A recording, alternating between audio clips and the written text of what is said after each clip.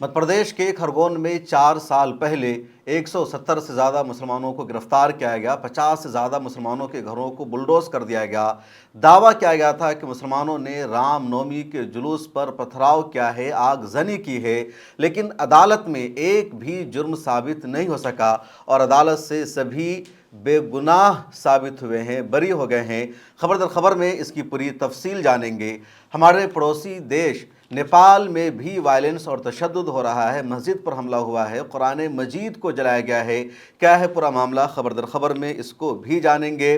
प्रियांक खड़गे ने एक मरतबा फिर आरएसएस को आरे हाथों लिया है और दहशतगर्द तंजीम की कैटेगरी में रख दिया है और आरएसएस के चीफ मोहन भागवत से उन्होंने कुछ सवाल किया है। खबर दर खबर में इसके बारे में भी जानेंगे। अफजाल अंसारी जो गाज़ीपुर के एमपी है, मुख्तार अंसारी के बड़े भाई हैं, उन पर एक और एफआईआर दर्ज हो गई है। पार्लियामेंट की एक वीडियो सामने आ रही है जहां जय श्री राम के मुकाबले में अस्सलामु अलैकुम की आवाज़ गूंज रही है और सोशल मीडिया पर यह वीडियो वायरल हो रही है। कावड़ यात्रा शुरू हो गई है और उसको लेकर जो मेरठ प्रशासन ने एडवाइजरी जारी की है उस पर भी सवाल उठाया गया। इसके अलावा आखिर में यह भी जानेंगे कि सऊदी अरब और इराक़ के दरमियान एक नई जंग शुरू हो गई है। उधर अमरीकी सदर डोनाल्ड ट्रंप ने कैसे इसराइल के प्राइम मिनिस्टर बेंजामिन नेतन्याहू को लटकारा है, फटकार लगाई है और इसराइल के मुकाबले में उन्होंने तुर्की के साथ एग्रीमेंट को तरजीह दिया है। तो आइए जानते हैं तमाम खबरों की तफसील खबर दर खबर में।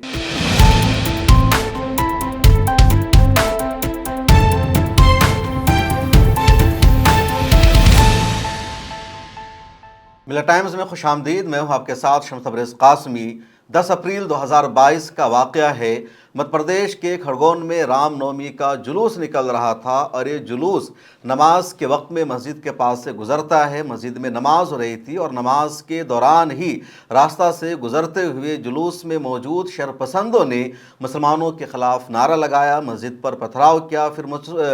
फिर मुसलमानों ने भी अपना बचाव करने की कोशिश की। उसके बाद मुसलमानों के ख़िलाफ़ एक तरफ़ा तौर पर एक्शन लिया गया। बात ज़्यादा पुरानी नहीं है, अप्रैल 2022 का मामला है। जिस वक्त की खबर आई थी, रिपोर्ट आई थी, उसमें राइट विंग की तरफ से या गोदी मीडिया की तरफ से बताया गया था कि रामनवमी का जुलूस जा रहा था और जैसे ही जुलूस मस्जिद के पास से गुजरता है, मुस्लिम मोहल्ले में जुलूस जाता है, मुसलमानों ने जुलूस पर पथराव कर दिया। जुलूस पर मुसलमानों ने पेट्रोल का बम बनाकर फेंका। जुलूस में जितने राम भक्त शामिल थे उन सबको मारा गया।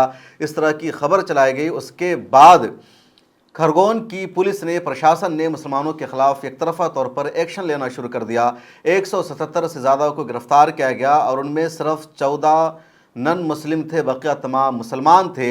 उसके अगले दिन यानी 11 अप्रैल को नरोत्तम मिश्रा जो उस वक्त होम मिनिस्टर थे मध्य प्रदेश की बीजेपी सरकार में, उन्होंने एक बयान दिया और कहा कि जिन मुसलमानों ने, जिन लोगों ने रामनवमी के जुलूस पर पथराव किया है उनके घरों को पत्थर में, रेज़ों में तब्दील कर दिया जाएगा, किसी को नहीं बख्शा जाएगा। और उसके बाद अगले ही दिन यानी 11 अप्रैल 2022 को खरगोन में 49 मुसलमानों के घरों को बुलडोज कर दिया गया, बग़ैर किसी वजह के, बग़ैर उनका कोई जुर्म साबित हुए या उन पर इल्ज़ाम लगाए। सीधे एक भीड़ जो वहाँ पर मौजूद थी उनमें से अफराद को चुना गया, उनको निशानजद किया गया और उनके घरों को बुलडोज कर दिया गया। खरगोन में कर्फ्यू नाफिज था और इस दौरान उनके घरों को तोड़ा गया। घरों से सामान निकालने का भी मौका नहीं दिया गया। उसके बाद मामला पहुंचा अदालत में और जब खरगोन की लोकल अदालत में मामला पहुंचा तो जिन लोगों को गवाह बनाया गया था उन लोगों की गवाही गलत साबित हुई। प्रशासन ने कहा था कि 13 अफराद गवाह हैं जिन्होंने अपनी आंखों से देखा है कि किस तरह मुसलमानों ने रामनवमी के जुलूस पर पथराव किया, लेकिन अदालत में 13 में से 8 गवाह मुकर गए और उन्होंने गवाही ही नहीं दी। जिन गवाहों ने गवाही दी उनकी गवाही भी गलत साबित हुई, क्योंकि कभी कुछ और कह रहे थे, कभी कुछ और कह रहे थे। कभी उनका दावा था कि इनका चेहरा खुला हुआ था, कभी उनका दावा था कि इनके चेहरों पर निकाब था, इन्होंने मास्क लगा रखा था। कभी इन लोगों ने कहा कि मस्जिद से पथराव हुआ, कभी इन लोगों ने कहा कि गाड़ी में पत्थर लेकर के आए थे। तो अलग अलग दावा था और इसी वजह से अदालत ने ये तस्लीम किया कि जिन लोगों ने गवाही दी है उनकी गवाही में कोई जान नहीं है। उसके अलावा अदालत ने यह भी कहा कि टेस्ट आइडेंटिफिकेशन परेड नहीं कराई गई जांच के दौरान, इसलिए भी ये बात गलत है। इसके अलावा फोरेंसिक जांच में बात भी सामने आई। पुलिस ने, प्रशासन ने दावा किया था कि मुसलमानों ने पेट्रोल बम का इस्तेमाल किया था या डीजल से उन्होंने पेट्रोल बनाया था और उसको फेंका गया था रामनवमी के जुलूस पर। लेकिन जब उनकी जांच हुई तो पता चला कि उन सामानों पर न तो पेट्रोल का आसार मिले हैं, न डीजल लगा हुआ था, न ही मिट्टी का तेल लगा हुआ था। यह सब झूठ है। झूठा दावा किया गया मुसलमानों को फंसाने के लिए और बेशुमार मुसलमानों को जेल में बंद रखा गया।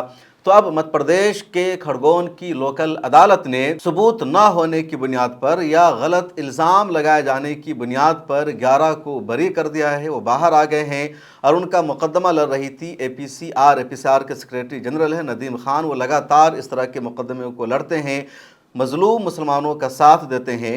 अब सवाल यह है कि नरोत्तम मिश्रा साहब, जिनको इस वक्त खुद बीजेपी ने बाहर का रास्ता दिखा दिया, जलील कर दिया और इनको अपने इलाके से भी टिकट नहीं मिला, उपचुनाव लड़ने की पूरी तैयारी कर रहे थे, पिछले दिनों ये रो रहे थे, इनके आंसू बह रहे थे। ये वही नरोत्तम मिश्रा है जिसने साल 2022 में 49 मुसलमानों के घरों को तोड़ दिया, 175 से ज़्यादा मुसलमानों को इसने जेल भेज दिया और मुसलमानों पर इल्ज़ाम लगा दिया गया कि उन्होंने पथराव किया है।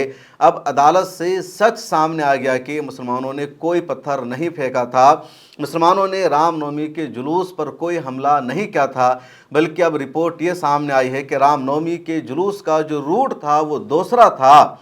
लेकिन उस रूट से जाने के बजाय मस्जिद के रास्ते से लोग जानबूझकर गुजरे थे और मस्जिद के सामने जाकर इन लोगों ने तेज़ आवाज़ में गाना बजाया था, डीजे का इस्तेमाल किया था, मुसलमानों के ख़िलाफ़ आपत्तिजनक नारे इन्होंने लगाए थे, मुसलमानों को भड़काया था।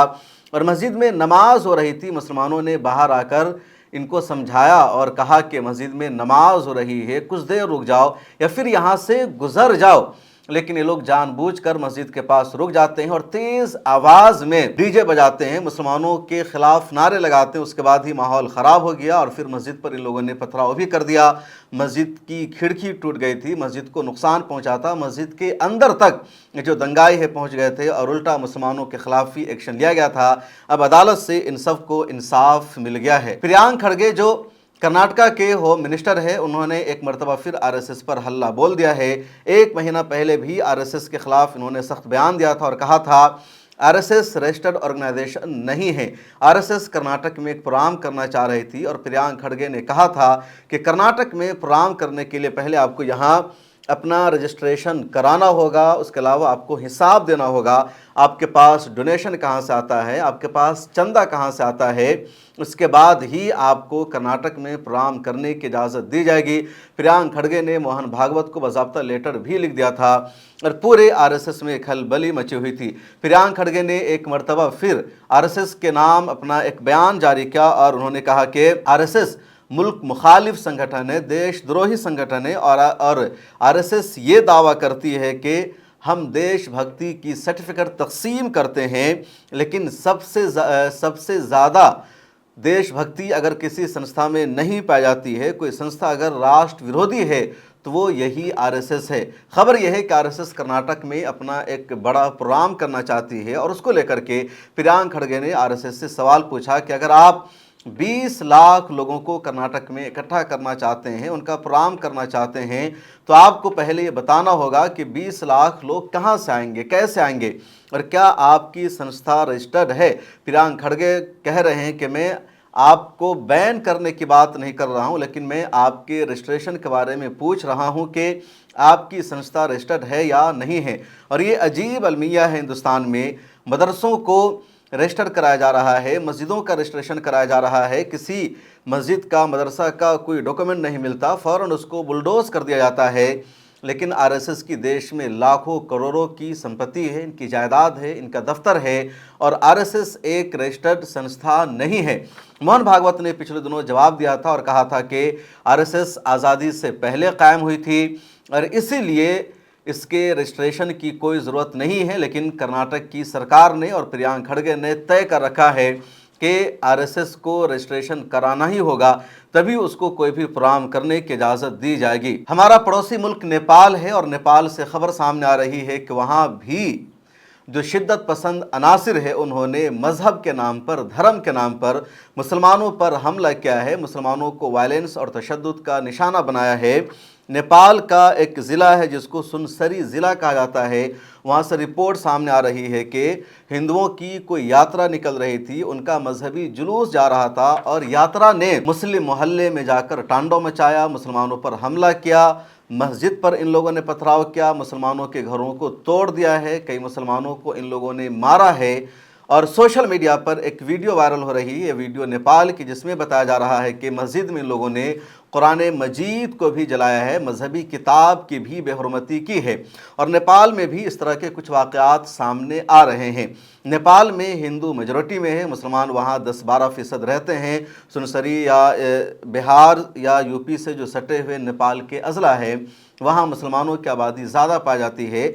अब नेपाल में ज़्यादातर जो है पहाड़ी लोग हैं, वो हिंदू हैं, उनके अंदर कोई नफ़रत नहीं पाई जाती है या वो कभी हिंसा नहीं करते हैं, उनकी मुसलमानों से कभी कोई लड़ाई भी नहीं होती है। लेकिन नेपाल में एक कम्युनिटी वो है हिंदुओं की जो इंडियन नज़ाद है, जिनकी तहज़ीब इंडिया के हिंदुओं से मिलती जुलती है, जिनका कल्चर इंडिया के हिंदुओं से मिलता जुलता है और वो इंडिया को ही हर चीज़ में फॉलो करते हैं।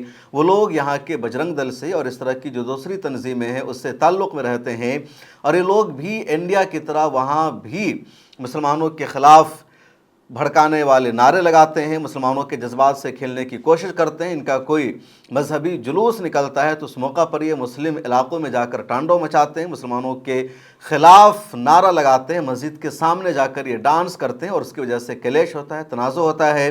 पिछले साल भी नेपाल में ऐसा हुआ था, अभी एक हफ़्ता पहले वहाँ हुआ था, 2 ग्रुप में क्लेश हो गया था, बात ख़त्म हो गई थी। अब कल परसों की ताज़ा तरीन रिपोर्ट ये है कि दोबारा सुनसरी ज़िले में इनका कोई जुलूस निकल रहा था, यात्रा जारी थी और उस दौरान मुस्लिम मोहल्लों में जाकर इन लोगों ने एक मुसलमान जो आइसक्रीम की दुकान लगाता था उसको इन लोगों ने तोड़ दिया, कुछ और मुसलमानों के घरों को इन्होंने तोड़ दिया, मस्जिद को आग लगा दिया। और वायरल होने वाली इस वीडियो को भी आप देखें जिसमें एक शख्स नेपाली भाषा में कुछ कह रहा है।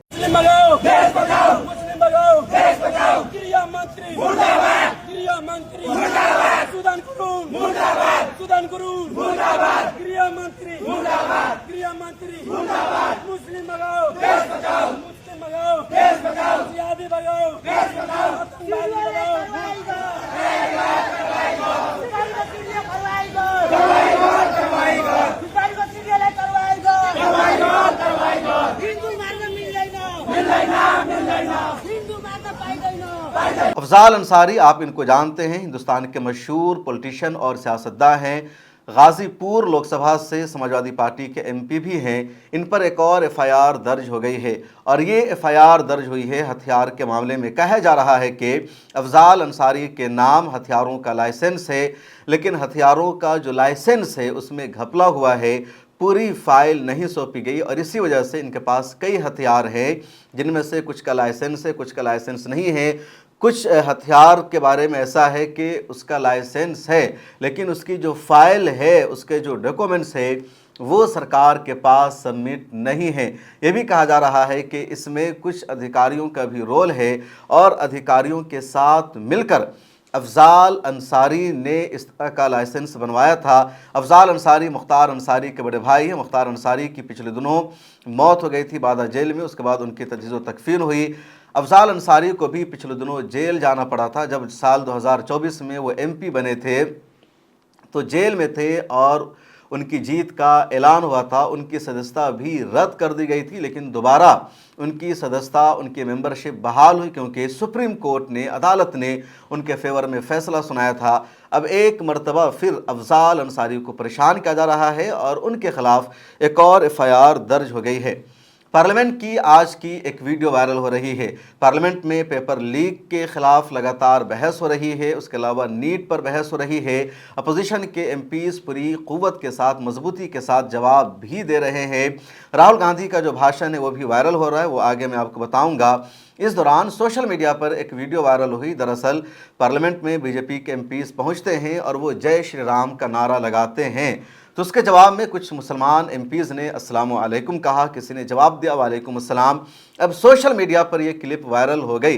जय श्री राम का नारा पार्लियामेंट में उमूमन लोग लगाते रहते हैं, अल्लाह अकबर का नारा भी पिछले दिनों में लगा है।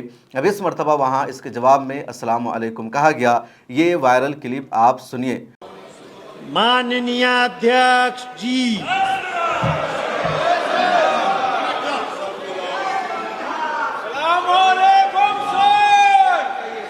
इसके अलावा पार्लियामेंट में राहुल गांधी ने जो भाषण दिया है उसका ये वीडियो क्लिप भी काफ़ी वायरल है, उसको सुनिए। और भी एमपीज़ ने पार्लियामेंट में तकरीर की है, अलग से किसी वीडियो में हम आपको सुनाएंगे। अखिलेश यादव, प्रियंका गांधी और दूसरे एमपीज़ की जो तकरीर हुई है वो काफ़ी अहम है। और पहले एक वीडियो में हम उन तमाम तकरीरों को आपको बता चुके हैं, तो आप उससे एक मरतबा ज़रूर सुन लीजिएगा। I thought I'm going to be giving a speech about the next generation. And so I was thinking, how do I start this speech? What should be the starting point of this speech? And I thought a good starting point, Speaker Sir, would be a conversation I had with some students, young girls, which gave me a very interesting perspective. It was their perspective, but I think I agree with the perspective. I'd like to lay this framework first on the table. The question I asked the girl was, you said to me that you're a student. What does this mean? Does it mean that you study in a college? Does it mean that you study in a school? Does it mean you read books? What does it mean? She gave me the most beautiful answer. She said a student is someone who has an open mind and an open heart. Student is someone who right from the beginning accepts that they do not know everything. Student accepts that whatever he knows will be superseded later by new knowledge. Student understands that the universe is constantly changing, dynamic, in movement. And so student understands that knowledge is also constantly changing. Most important value of a student, she said to me. I asked her. I said, yeah, very good definition. What's the most important value of a student? She said in 1 second, humility. I said, why? She said the student knows that they do not know the truth. The student respects the truth of all other living beings, all other human beings. Like Gandhiji said in his autobiography, The Search for My Truth. Meaning, this is my truth, your truth might be different. Then I asked her the next question. I said, you've defined a category very well. This category of student. Who else is there? She says, there is another group of people. They are not students. Who are they? She says, they are absolutely convinced that they know everything. They believe that the universe is static. And they believe that knowledge emerges from inside them. They believe that they are God. That everything that is to be known is known to them. They are arrogant. They are arrogant. They don't listen. They don't respect other people's truth. So I said, what do you call these people? She said, I call them idiots. Kanwar यात्रा शुरू हो गई है और जब भी कांवड़ यात्रा शुरू होती है तो दिल्ली से हरिद्वार तक जाने वाली जो रोड है मेरठ मुजफ्फरनगर होते हुए उस पूरी रोड को बंद कर दिया जाता है, खाली कर दिया जाता है और कई तरह की फैसिलिटी दी जाती है। जबकि मुसलमान अगर 10 मिनट के लिए नमाज अदा कर लेता है ईद की, बकरीद की, तो उन पर क्रिमिनल एक्ट के तहत मुकदमा दर्ज कर दिया जाता है। अब इसके खिलाफ ऑल इंडिया मजलिस इत्तेहादुल मुस्लिमीन के स्पोक पर्सन हैं शादाब चौहान, उन्होंने आवाज़ उठाई है। एक वीडियो जारी करके उन्होंने मेरठ प्रशासन से सवाल पूछा है कि आखिर कांवड़ यात्रियों को इतनी सहूलत क्यों दी जा रही है और कांवड़ यात्रियों को फैसिलिटी देने के नाम पर सहूलत देने के नाम पर मुसलमानों के साथ भी एक तरह से बेईमानी की जाती है, मुसलमानों को परेशान किया जाता है। पिछले दिनों गाज़ियाबाद के एक शरपसंद ने एक वीडियो जारी करके मुतालबा कर दिया था कि मुसलमान पुलिस एहलकार को भी कांवड़ यात्रा में तैनात न किया जाए। अब उसके खिलाफ केस दर्ज होना था, लेकिन उसके खिलाफ कोई FIR दर्ज नहीं हुई। शादाब चौहान ने क्या कहा है, आप उसको सुनिए। कल मेरठ पुलिस द्वारा कांवड़ यात्रा के संबंध में एक एडवाइजरी जारी की जाती है, जिस एडवाइजरी में ये स्पष्ट किया जाता है कि जो मुख्य बस स्टैंड थे जहां से बसों का संचालन सरकारी बस एवं प्राइवेट बसों का शहर के अंदर से होता था, अब वो शहर के अंदर नहीं बल्कि 8 किलोमीटर दूर 10 किलोमीटर दूर बिल्कुल शहर के बाहर से उनका संचालन किया जाएगा। इससे किसको असुविधा होगी? आमजन को। एवं मुख्य मार्गों पे जो कट होते हैं, कनेक्शंस होते हैं, उनको लिमिटेड किया जाएगा और अधिकतर सब रास्ते बंद रहेंगे। एवं स्कूल भी बंद बहुत जल्द किए जाएंगे। एवं ज्यादातर मार्गों को वैकल्पिक मार्ग अपनाने के लिए सचेत किया गया है और पूरे मार्ग पर कांवड़ यात्रा के लिए, क्योंकि अलग से जो मार्ग हैं उनके अलावा भी मुख्य मार्गों पर भी कांवड़ यात्रियों के लिए सुविधा की जाएगी। हम सभी की आस्था का सम्मान करते हैं। श्रावण मास की जो लोग आस्था रखते हैं उनको शुभकामनाएं। लेकिन यहां सवाल यह पैदा होता है कि जो लोग 2 मिनट की ईद की नमाज से आपत्ति कर रहे थे, यही मेरठ में मुकदमा दर्ज किए जा रहे थे, पासपोर्ट रद्द करने की बात हो रही थी और जब नमाज बरेली में घर में पढ़ी जा रही थी तो भी मुकदमा दर्ज हो रहा था। तो ये कहा जा रहा था कि सड़कें चलने के लिए, धार्मिक आस्था के लिए नहीं है। वहां पर एम्बुलेंस को निकलने में समस्या होगी, आम जन को समस्या होगी, बड़ी बड़ी बातें की जा रही हैं। अब 15 दिन तक स्कूल बंद रहेंगे, रास्ते बंद रहेंगे, लोगों को 8-8, 10-10 किलोमीटर कैसे जाएंगे? वो गरीब लोग जो बेचारे बस से ट्रेवल करने वाले आम जन है, वो कैसा जाएगा? उनके लिए कौन सी आप सुविधा करने वाले हैं? उस पर कोई बात क्यों नहीं कर रहा है? क्या भारत में किसी एक आस्था को सुप्रीम भारत के संविधान ने बनाया है? भारत ने सबको बराबरी का अधिकार दिया है। दूसरा सवाल यह पैदा होता है कि जो लोग 2 मिनट की नमाज पर बड़ी बड़ी बातें कर रहे थे और कहते थे कि हमने नमाज बंद करा दी, मुख्यमंत्री जी आप बताइए कि भारत के संविधान में कहां प्रावधान है कि एक आस्था व्यक्त करने वालों पर आप कार्रवाई करेंगे और दूसरी आस्था व्यक्त करने वालों पर आप सरकारी पैसे से फूल बरसाएंगे? और जो अधिकारी मुकदमा दर्ज कर रहे थे, प्रमोशन और बड़ी बड़ी बात कर रहे थे, वही अधिकारी अब सरकारी हेलीकॉप्टर से फूल बरसाएंगे, कांवड़ियों की पैर दबाते हुए नजर आएंगे। क्या ये कौन सी पुलिस रूल बुक के अनुसार है? एवं कुछ गुंडे आइडेंटिफिकेशन के नाम पर मुस्लिम दुकानदारों की दुकान पर जा रहे हैं, चेक कर रहे हैं, उनको किसने अधिकार दिया? वो कौन होते हैं? दूसरा कहा कि श्रावण मास में इस अवसर पर मांस की बिक्री नहीं होगी। अरे भाई, आपकी आस्था है, क्या शराब पर भी आप पाबंदी रमजान के महीने में लगाएंगे? नहीं लगाते हैं। कितना बड़ा कारोबार है, एक्सपोर्ट नहीं रुकेगा, 5 स्टार होटल्स नहीं रुकेंगे जहां पर चिकन मटन होता है। लेकिन जो आम गरीब आदमी जो व्यापार करता है, छोटा व्यापारी जिससे उसका घर परिवार चलता है, उसको आप 1 महीने के लिए 18 दिन 20 दिन के लिए डंप कर देंगे। तो आप एक आस्था को क्यों बड़ा बताना चाहते हैं? भारत का ना कोई धर्म है ना कोई आस्था है। निश्चित सबकी अपनी निजी आस्थाएं हैं, उन सबका सम्मान होना चाहिए। हम भी सबका सम्मान करते हैं, हम किसी की आस्था के खिलाफ नहीं है। लेकिन जब हमारी आस्था की बात आती है तो लोग उंगली उठाते हैं। लेकिन हमारा दिल है, हमारा कलेजा है कि हम किसी की आस्था पर टिप्पणी नहीं करते। जब पहले से एक मार्ग निश्चित है, उन मार्गों को सुरक्षित कर दीजिए और उससे बढ़कर के उनको तो डेडिकेटेड कॉरिडोर बना दीजिए, वहीं पर लोग निकले, उससे ज्यादा कहीं पर नहीं। वेरिफिकेशन करिए, क्योंकि हर बार क्या होता है कि कांवड़ यात्रा के दौरान कुछ गुंडे घुस जाते हैं। हम किसी आस्था वाले लोगों को नहीं बोल रहे हैं, और वो तोड़फोड़ करते हैं। ये वीडियो सोशल मीडिया पे अवेलेबल है, कितना आप एनकाउंटर किए, कितना बुलडोजर चला, क्योंकि आप दोनों को न्याय का प्रतीक मानते हैं। पिछली बार वालों पर, क्या इस बार वालों पर चलेगा? ये आपने स्पष्ट किया।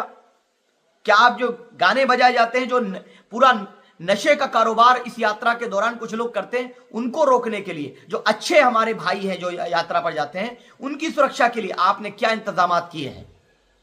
क्या उन नशेड़ियों को पकड़ना या उन उपद्रवियों को पकड़ना, वेरिफिकेशन, आइडेंटिफिकेशन, इसके लिए क्या इंतजाम आपने किए हैं?